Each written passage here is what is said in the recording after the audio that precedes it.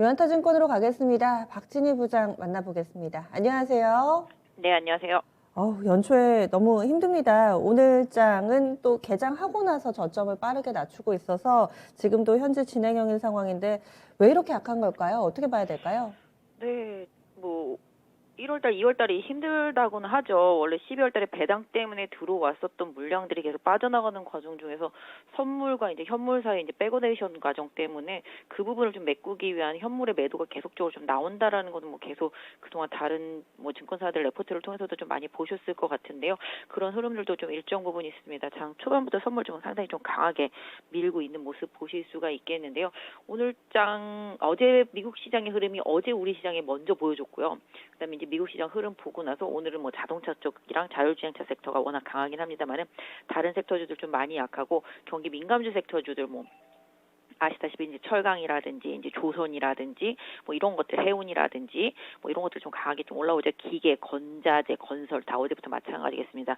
이런 쪽들이 좀 올라오고 있는 흐름인데요. 전반적으로 그 외에는 어제부터 성장주 섹터주들 메타버스 ETF에 담겨져 있는 성장주들이라든지 카카오, 네이버를 비롯한 이런 플랫폼 주식들 상당히 좀 약한 흐름 보실 수가 있겠습니다. 그 가장 큰 원인은 이제 미국 시장에서의 미 국채 10년물 급등 때문에 올해 금리 인상 사이클이 더 빠르게 다가오지 않겠냐는 우려감이 좀 반영되고 있는 모습 보실 수가 있겠고요. 가장 큰 원인이라고 좀 지목해 드린다라면은 역시 1월과 2월에 있을 대형 IPO 때문에 주식을 매도하고 공모를 하기 위한 기관과 외국인의 자금 확보 이런 부분들이 있는데 내가 기관이랑 외국인이라고 생각했을 때 많이 빠져 있는 낙폭과대 경기 민감주를 팔겠는가 아니면 2년 동안 많이 올랐던 성장주를 팔겠는가라고 이렇게 고민을 해보신다라면은 저것들이 빠지는 이유가 대충 좀 답이 나올 수 있을 것 같습니다. 그래서 당분간은 그동안 좀 못 올랐던 소외주들의 좀 순환매 흐름 현상 이런 부분들이 일정 부분 있겠지만 궁극적으로 시장의 방향성은 조금 더 미국 시장에서의 미국채 금리 10년물 흐름이라든지 또 이제 연준에서의 금리 인상 스탠스 이런 부분들을 조금 더 보면서 파악해야 될 필요가 있을 것 같습니다. 올해 금리 인상과 관련된 이야기를 많이 하게 될 거라고 예상은 했는데 이렇게 연초부터 우리의 발목을 잡을지 이렇게 빨리 또 진행이 될지는 예상을 못 했는데요. 이와 관련된 관심이 계속해서 시장에 자리 잡고 있네요. 그래서 성장주 약하다. 먼저 배경에 대한 설명 들어봤습니다. 그러면 오늘의 첫 번째 키워드 넘어가겠습니다. 보시면은 자동차, 자율주행 이쪽 자동차와 관련된 종목군들이 전체적으로 강합니다. 반면 미증시 포드가 11% 올랐고 제너럴 모터스도 7%대 이렇게 완성차주들 강한 움직임 속에서 우리 증시에서도 비슷한 흐름이 전개되고 있는데요. 연속성 보여줄 수 있을까요? 뭐 이 시간 통해서 많이 강조드렸던 부분이겠습니다. 경기 회복과 관련되어 있고 소비의 최고봉이 IT와 자동차다라는 말씀도 계속 드려왔었습니다. 미국도 마찬가지가 되겠죠. 그래서 제조업의 부활 이런 부분들에 대한 흐름들이 좀 나타나고 있고요. 자동차 와 자율주행차를 기반으로 해서 시장의 흐름이 좀 나타나고 있다라고 보시면 좋겠습니다. 그동안 반도체 위주로 시장이 좀 올라왔었다라면 이제 좀 자동차가 다시 좀 시장을 받쳐주고 있는 모습 보실 수가 있겠는데요. 뭐 자율차 관련해서는 이제 뭐 애플카 기대감도 향후에 좀 있겠습니다만은 뭐 레벨 4에 대한 완전 자율주행 수준이 되겠습니다. 이런 부분에 대한 기대감이 계속적으로 좀 가미가 되고 있고요. 역시 뭐 CES에 대한 기대감 이런 부분들도 작용을 하고 있다라고 보시면 좋겠습니다. 뭐 일단 자율주행과 관련되어 있는 종목들은 그동안 좀 많이 올라왔었죠. IT 섹터로 따진다라면은 뭐 카메라 섹터 쪽들이 그러했었고요. 소프트웨어적인 측면에서도 마찬가지라고 보시면 좋겠습니다. 로봇 관련주들도 다 그런 흐름이었을 거라고 보시면 맞을 것 같은데요. 실질적으로 이제 국내에서 이제 자율주행과 관련되어 있다라고 한다면 이제 현대차, 기아, 뭐 그다음에 뭐 만도, 그다음에 현대 오토에버, 뭐 모비스, 뭐 위아 이런 거라고 보시면 되겠는데요. 이런 것들이 이제 더 다시 이제 시장에서 순환매적인 측면에서 좀 부각이 되고 있다라고 보시면 맞을 것 같습니다. 그래서 시장도 그동안 많이 오른 것보다는 많이 빠진 것들을 좀 선호하는 구간에 좀 접어들었고요. 아까 말씀드렸던 금리 인상 시그널 이런 부분들에 좀 영향을 많이 받고 있다라고 보시면 맞을 것 같습니다. 그래서 어떤 면에서 본다라면은 지금의 그런 흐름들은 가격적인 메리트를 선호하는 아까도 말씀드렸죠. 많이 오른 것을 내가 기관이나 외국인이면 팔 것이냐 많이 빠진 것을 팔 것이냐라고 생각해 본다라면은 어느 정도 좀 답이 나오지 않겠나라고 보여지고 있는데요. 반대로 이제 자동차들은 상당히 좀 많이 빠졌었고 올해 조금 실적이 회복될 수 있는 개연성 이런 부분들이 좀 많이 드러나면서 시장에서 저평가됐고 올해 실적이 개선될 수 있는 제조업체들을 좀 선호하는 흐름 속에서의 순환매 이런 부분들이라고 좀 봐주시면 좋겠는데요. 뭐 일단 자율주행 섹터 같은 경우는 국내에서도 정책적으로 좀 밀어주는 섹터고 미국에서도 흐름이 계속 긍정적인 부분들이 있기 때문에 자율주행과 관련되어 있는 종목들은 계속 그 안에서도 또 순환매가 계속 돌지 않을까 보여지고 있습니다. 네. 그러면 두 번째 키워드 넘어가겠습니다. 철강이나 조선 같은 경기 민감 섹터가 또 강세 흐름을 보여주고 있습니다. 이쪽도 자동차와 비슷하게 또 오랜 기간 소외됐었는데요. 최근에 빛을 보고 있습니다. 시세의 의미 어떻게 파악해 볼 수 있을까요?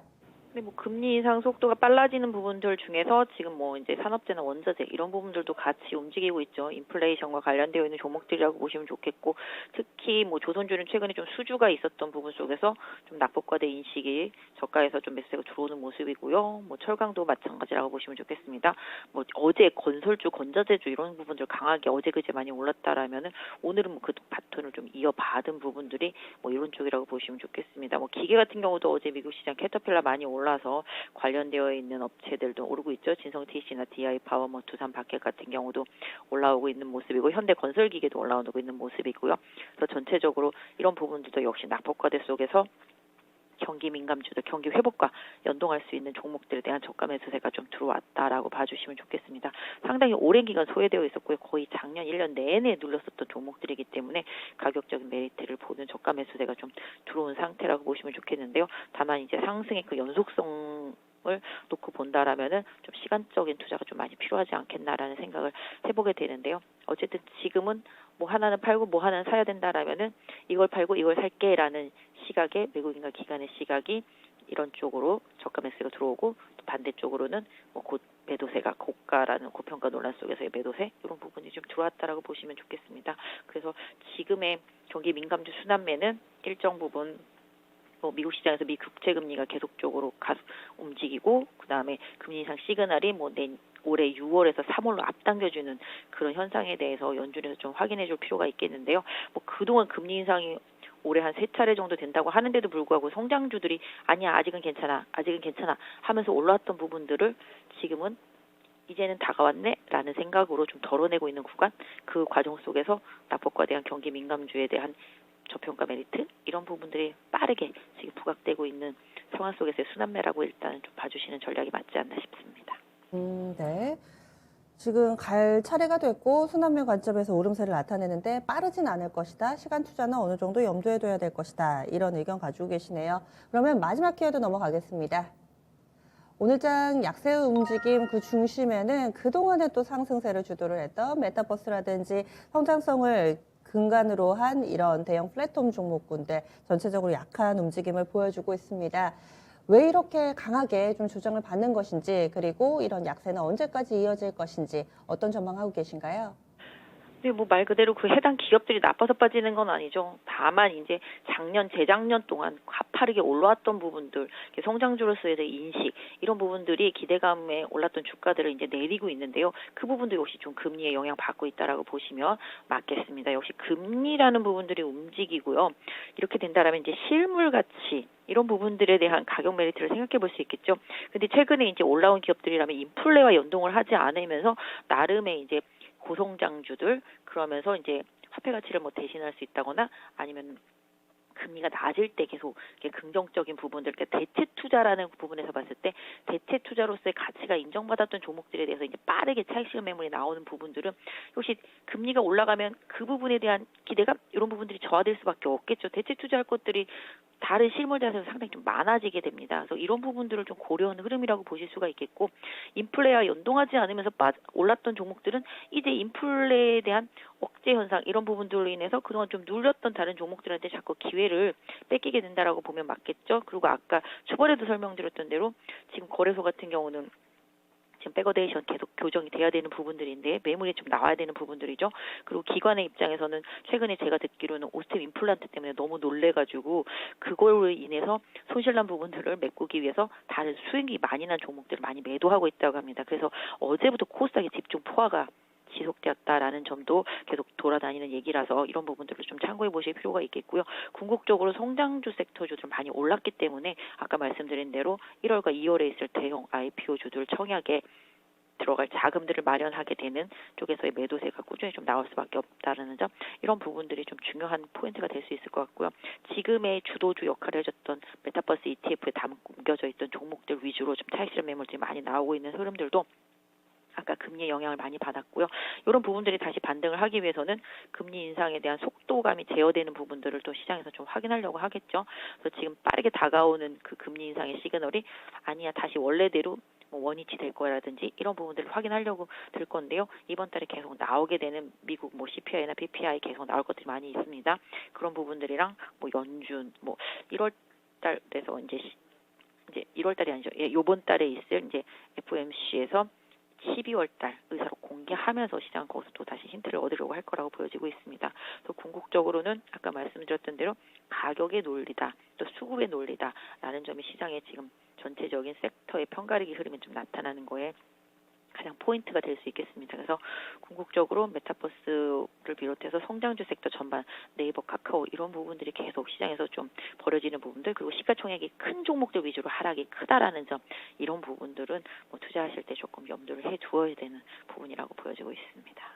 그동안 왜 낙폭과대를 그렇게 강조해 주셨는지 오늘 장에서 다시 한번 좀 느끼게 됩니다. 가격의 논리다 이렇게 좀 정리를 해주시니까 오늘 장이 조금 더 이해가 되네요.